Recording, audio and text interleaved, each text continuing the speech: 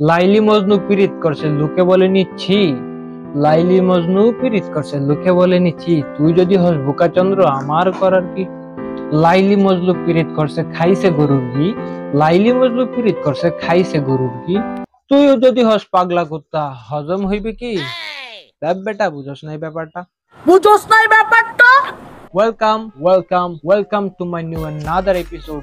আমি পীড়িত করলে তোর বাপের কি। জীবনে তো অনেক বোকাচন্দ্রই দেখেছেন, কিন্তু আজ আমি আপনাদের সামনে পরিচয় করে দিতে চাই এমন একজন বোকাচন্দ্র যে কিনা ভাদ্র মাস ছাড়া অন্যান্য মাসেও পাগল থাকে।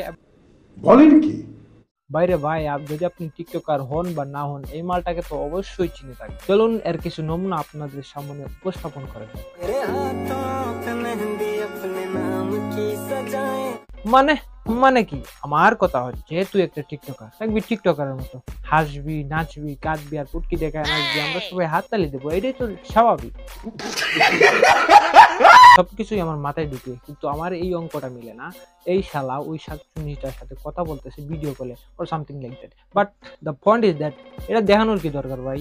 এটা কি ধরনের পাগলামি? হে সাগর, দেখো ও চলে যাওয়ার পরে আমি খুব দুঃখের সাথে জানাতে চাই যে আমি অনেক আগেই গালি দেওয়া ছেড়ে দিয়েছি। अभी मैं गाली नहीं दे सकता। नहीं, गाली नहीं देना। কিন্তু বোকাচন্দ্র কয় প্রকার, কি কি এবং কাকে বলে তা তোকে দেখেই শেখা উচিত। সঠিক বলেছেন, আপনার বুদ্ধি ভালো।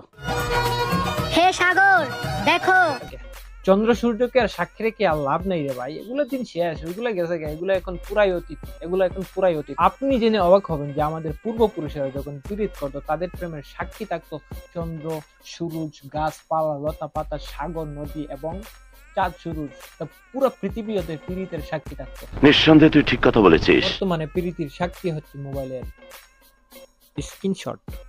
হ্যাঁ, এইটা ঠিক, বর্তমানে আমাদের পীড়িতের সাক্ষী হচ্ছে আমাদের মোবাইলের স্ক্রিনশট। সময় থাকতে কক্সবাজার আইসা ঘুরা যাও, এক সময় পকেটে টাকা থাকবে ঠিকই।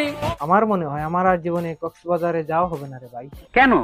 কারণ যেই হারে চট্টগ্রামের চিড়িয়াখানা থেকে পশু পাখিটা সারা পাইতেছে এবং সমুদ্রে বেড়াইতেছে, আমার মনে হয় ওইখানে গিয়ে কি করবো আমি, যাই না। আরে ভিডিওটি কেমন লাগলো তা কমেন্ট করে জানাতে পারেন, ভালো লাগলে লাইক করতে পারেন, শেয়ার করতে পারেন এবং এইরকম ভিডিও আরো পেতে চ্যানেলটিকে সাবস্ক্রাইব করে থাকবেন। পরিবারও পিচ্ছি ছেলে মানি বোমা।